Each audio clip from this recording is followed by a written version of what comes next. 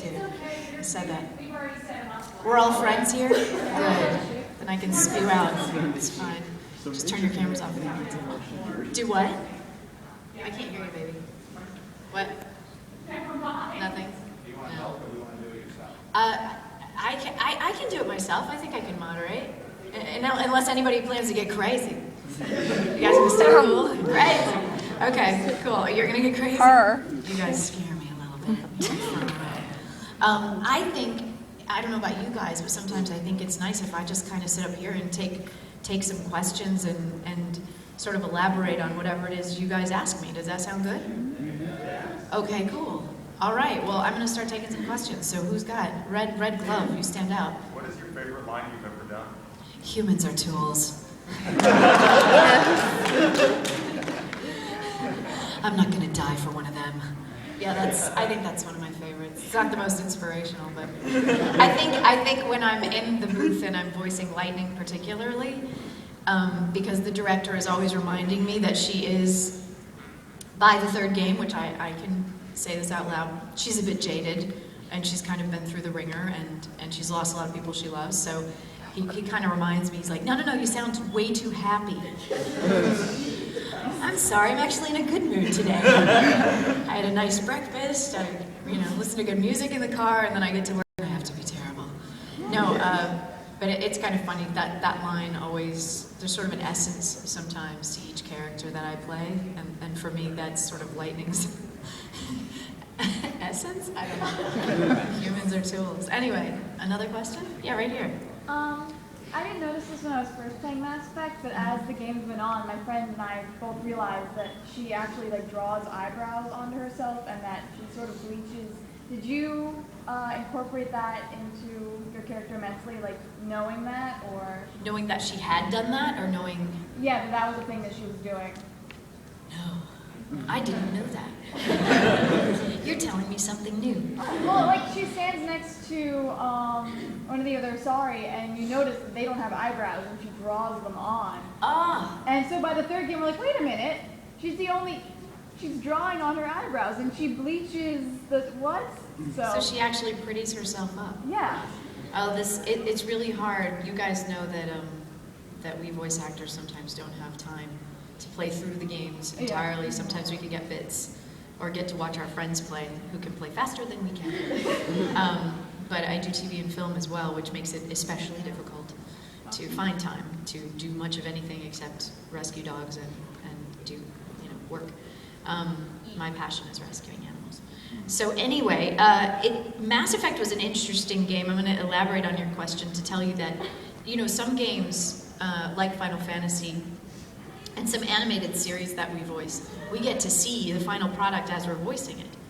We get to watch the video of the scene in action. But with Mass Effect, we didn't. And I remember really clearly my first day on Mass Effect because I didn't even know what she looked like.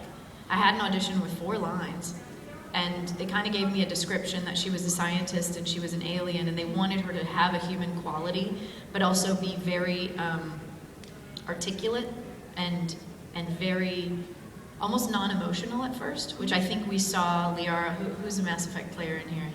Oh, good. Good to know. And who's a Final Fantasy player in here? Nice. We got kind of almost half and half. And who plays both? Anybody? Nice. I like the crossover. It makes me happy. So with Liara particularly, when we started sort of hashing out what she was going to actually sound like, I just read a few lines with my character idea. We did a voiceover panel earlier. I don't know if anybody was in there.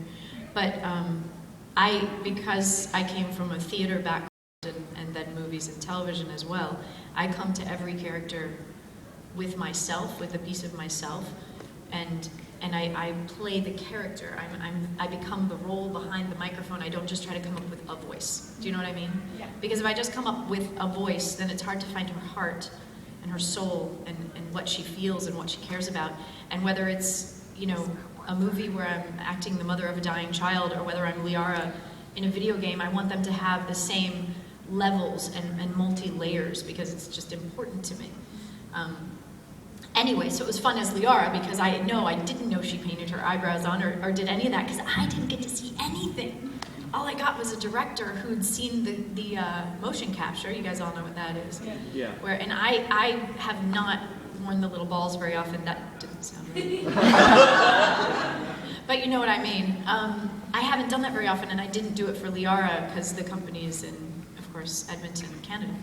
So she would describe to me, okay, in this scene you're doing this, and you're carefully walking up to Shepard from behind, and it's sort of a tender moment, and you're in the room, you know. She has to really paint that picture for me, so I really know what it is I'm saying, and why I'm saying it, and who I'm saying it to, and all that. But no, I didn't get to see any Mass Effect, sadly. Do you have another in addition? So did you know that they were basing all of the, well, not all of the character designs, but so many of the character designs off of the voice actors? Did they tell you that beforehand? Or did you see the pictures later? Or was like, The wait. pictures were made. In Mass Effect particularly, it's all done at the same time. Okay. So it's really cohesive. That's what I really loved about BioWare, is it's so much a team effort with them because, you know, of course some things are done before others, but they tend to tweak it. Like they'll do the motion capture, they'll tell us what they did in motion capture, but then they'll hear the voice and then they'll animate so that you can see the emotion happening, as opposed to, oh, we've already animated it, so whatever you do is just going to go with the picture, you know?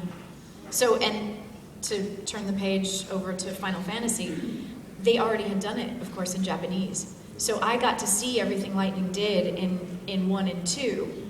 I'll give you a secret, I didn't get to see anything in 3, so we'll see what happens. But in 1 and 2, I got to see all the video. So, you know, if Lightning's standing and talking to someone and then kind of turns back and does one of these, I can say, oh, cool. So as she turns, I'm going to go, which sounds so little, except it tells you what she's thinking, right? Without having to say anything. So that was a luxury in Final Fantasy, was I got to do it with it. My job is always different. Mass Effect does it after, so it's interesting. Those are just 2 games, but yes. So what do you prefer? Do you prefer actually seeing pictures, seeing video, so that you have something to look at, or do you prefer not seeing anything, so maybe you have some more creativity, some more... You know what? I like it both ways. As we learned in Mass Effect. Yeah. What? What are you thinking? I'm talking about different styles of acting. I love the fact that in my work particularly, there's just variety. There's so much variety. Because everything that I do, I don't know what my job is going to be until I get to work. So, and you know, conventions as well. I don't necessarily know what the heck's going to happen on Saturday until I actually get here and someone tells me and drags me in to do this. But that's what I like about my job, is I don't know what's going to happen. I don't know what they're going to throw at me. I just have to be ready for it, and hopefully I've trained, I've educated myself, I've gotten enough confidence that I'm not going to worry. But I really like, I don't prefer one or the other. It's just fun to have it be different every day so I don't get bored. Not that I could ever get bored with this job. Yes? Which Mass Effect 1, 2, or 3 did you feel that Liara had the strongest character in like you had the most fun voicing 1, 2, or 3? Oh, that's a good question. Has everybody played all 3?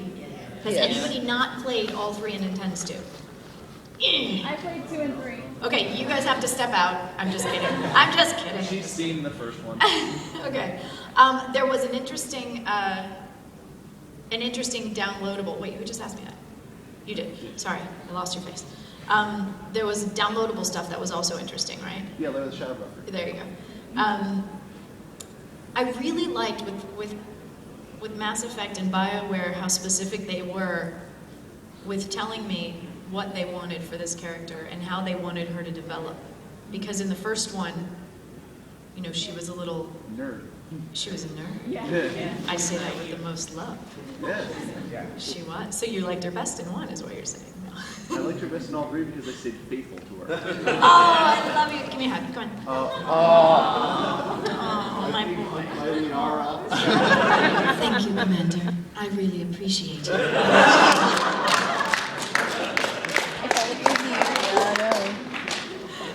Thank you. So, no, I forgot what I was saying. I'm a little flustered. In 1, I liked how she was so scientific, and so I almost thought of her as a puppy looking at something, trying to figure out what's going on. So sometimes she was almost mechanical in her thinking and really emotionless in a way, almost like she's analyzing the emotion as she's going, but she's not really feeling it. Does that make any sense? Yes. A lot. Okay, a lot? Okay. Yes. And then when 2 came around, they wanted her to start to become a little bit more human, so that when she has, especially her relationships with Shepard, that she's feeling more, you know, warming up a little, which I liked. And then we had the Shadow Broker stuff, which freaked me out because, are you a Shadow Broker fan? Yeah. The reason it freaked me out is because usually they always tell me what's going on. You know, sometimes when we're recording a game, they don't even tell us the name of the game, and they don't even tell us our character. So I might be recording Gears of War, Judgment Day, and they might call it Mike, and my character name might be Soup. So sometimes I have no clue what the game is or what I'm doing, whereas with Mass Effect I did. However, for the downloadable, which I'm allowed to say this out loud, they didn't tell me anything. They just kept telling me Liara's changing. Do her darker, make her lower, get more serious, be more... So they're directing me, that's terrible direction by the way, I'm not a good director. Not a good director at all. Caroline, forgive me, that's not what you said to me. But basically they had to mold me into doing something, and I'll be honest, I was pissed, I was frustrated. Because I'd go home and be like, this is not her, you're killing me, man. And like my Facebook fans are gonna be like, yeah, that was terrible acting, Allie, that wasn't Liara, what were you doing? So it was really scary for me as an actor because I care what you guys think. And it bothered me that I wasn't justified. I had no justification for why all of a sudden Liara was changing. I was annoyed. But then later on, we find out why. Turns out the director wasn't even told why. So we were flying blind. We had no basis for why these changes were occurring. And maybe that's getting too deep character-wise, but... And then 3 was fun because we got to loosen it up and she got to fight a little bit, and you know, I'd go there with it and I'd be like, is that too much? And they're like, no, we want Liara to really get in there and toughen up. So I had a lot of fun with that, for sure. I'm gonna go next just because you got one before. There was somebody over here. You just answered my question. I did. What is like the different character changes for the first one to say? Well, there we go. You know, if I babble on, sometimes I do say something. Back there in the red, what's your name? Just kidding. Sky, I'm Sky. Hi, Sky. Super good to see you. I have a question. Go for it. How different was it to record Liara conversing with Javin for 3? Did you ever get to see those lines? No. Okay. He was the Protean teammate. And listening to it, it's basically her entire world that she's built up about these people is crashing down because they're the exact opposite of what she's built them up to be like. Exactly. I think one thing that's nice about when I do Mass Effect is they have this system that they work with where we're not given pages, which is nice because it's also green and saves paper, but it's just a screen. The bad thing is you can't make marks on the screen. We like to make notes just like, you know, anybody else when you're highlighting for a speech or something. Can't do that. So you have to always be just off the cuff. But it is cool, I get to hear their lines before my lines. So with that in particular, and also with some of the warmer scenes between Commander Shepard and Liara, I got to hear, I always listen to Jen. I love Mark, he's so great, but for some reason, the emotion that Jen captured and the passion, like they'd say, you know, Allie, we have Jen today, is that okay? And I'm like, oh yes. Oh yeah. That is just fine. But what's cool, and I don't know if this answers your question, but it's really cool that I get to hear them. Whoever's recorded first, we all record separately, I think you guys know that by now. So it's really cool with this situation that Mass Effect has set up, we actually get to hear each other. Whereas with other things like Final Fantasy and Gears and Fuse and all that, you're just kind of flying blind. You get to read everybody's line, and sometimes the director will be like, go get it, get down, and you're like, really, it's been a long time since what was it? Oh, since I saw you, and you're like trying to answer back to the director, and it's terrible. But it's the emotion that happens in that scene and also in between any of the characters in Mass Effect is very real because we get to talk to each other. So it's cool. I don't know if that kind of answers it. A little bit. You'll ask me later, right? That's fine. Okay, good. Okay, anybody? Yeah, right here, second girl. Oh, yes, you look very nice, by the way.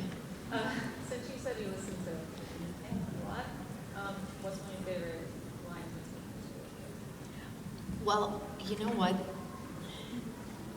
I don't know about favorite lines, but my favorite scenes really are, and I like to make jokes, but they really are the more intimate scenes because they're so touching, especially some of the sad stuff that nobody liked at the end. I liked it. Do you liked it? Do you know BioWare cares so much what you guys think? They care so much. They had such a hard time figuring out how to write an ending, and then when people came back about it, they were so broken that and so that's why they wanted to make people happy. But some of those scenes, especially at the end, that were just so I cried. delicate. Yeah, that's what I got. If anybody follows me, you guys follow me on Twitter, we talk about that stuff. Like knowing that I was going to die, and then talking about like all the little blue children were going to have. No,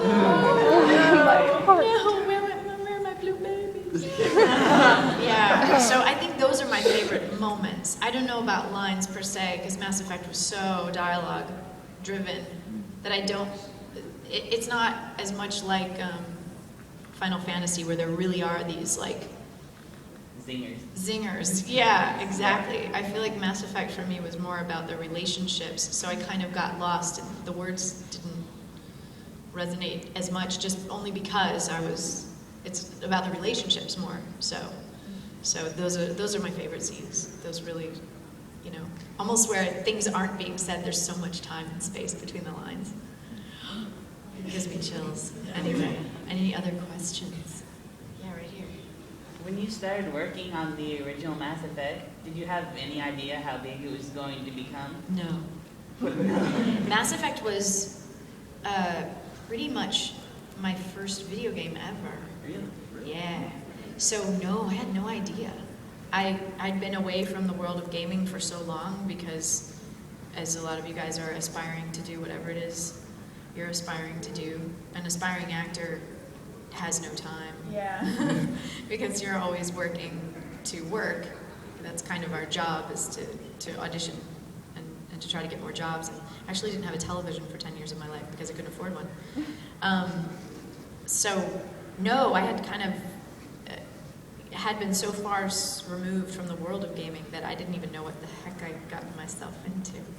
But I'm so glad I got myself into it. Yes? Yeah? I kind of have a two-part question. Go for it. The first one was, you mentioned like discovering it.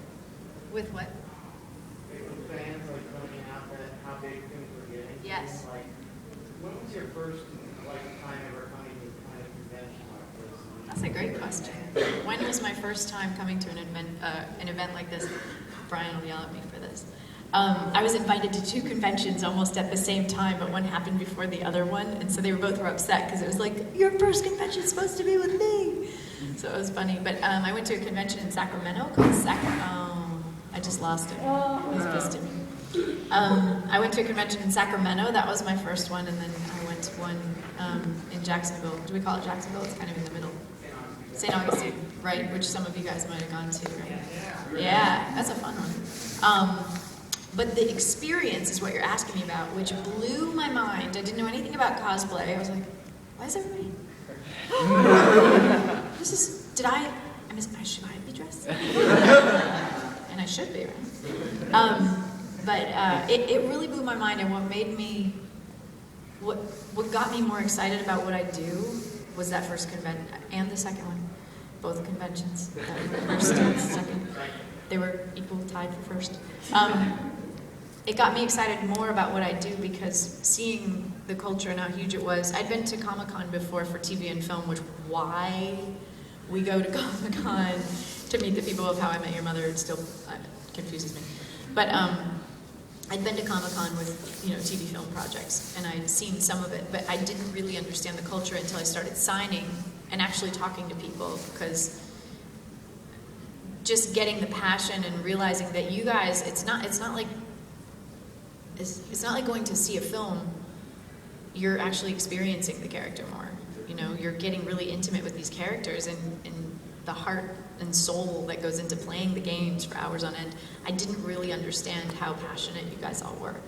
So it really excited me when I realized how excited you guys are, and it encouraged me more to come to more conventions, because it's hard to find time in our lives, especially when you do TV film and this. These guys, when I come, they always know that there's a big chance I could cancel at the last minute, which I hate doing, but sometimes you book work and work has to come first, sadly.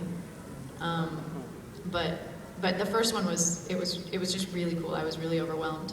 I think I had to take a break at one point because I was so excited. I was like, I need to go sit down for a second. This is cool.